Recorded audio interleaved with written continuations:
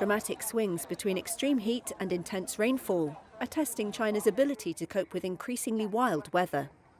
Officials warn China's large population and uneven water distribution make it especially vulnerable to climate change. And that's despite the infrastructure it's building and policies it's rolling out to bolster climate resilience.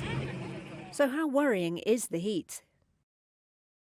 Concerns are mounting of a repeat of last year's drought, the most severe in 60 years. At its peak, it affected 14 million acres of crops and losses reached billions of yuan. In June, temperatures averaged 33 degrees Fahrenheit higher than normal, and monitoring stations across China smashed records. Northern China has borne the brunt. In June, Beijing logged more than 13 super-hot days of 95 degrees Fahrenheit or above, the highest number since records began. So how much stress is all this putting on power grids? Eastern China conducted a first-ever emergency drill in June to cope with major outages. Heat waves spur demand for electricity to cool homes, malls and offices. That strain on supply can trigger blackouts and force factories to shut.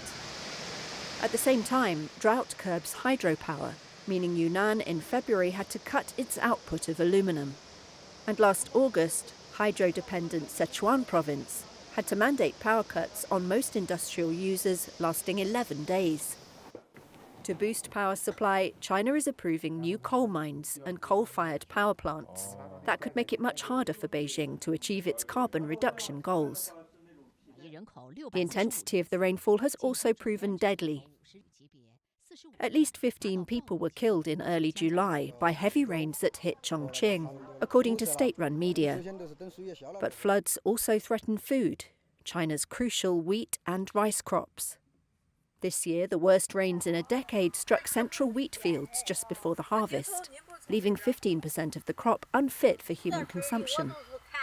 The southern province of Hunan produces about 13% of China's rice and has been hit by continuous rain since late June, which officials say could wash away rice pollen and devastate production. But what is China doing to tackle all this? In 2015, China launched a sponge city pilot to reduce waterlogging and prevent floods, with permeable asphalt and sidewalks. But it's not clear how effective they'll be in major floods.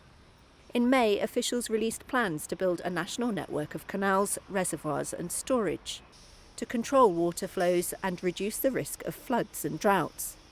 Experts say, though, this would be expensive and environmentally disruptive and could even leave some regions more vulnerable.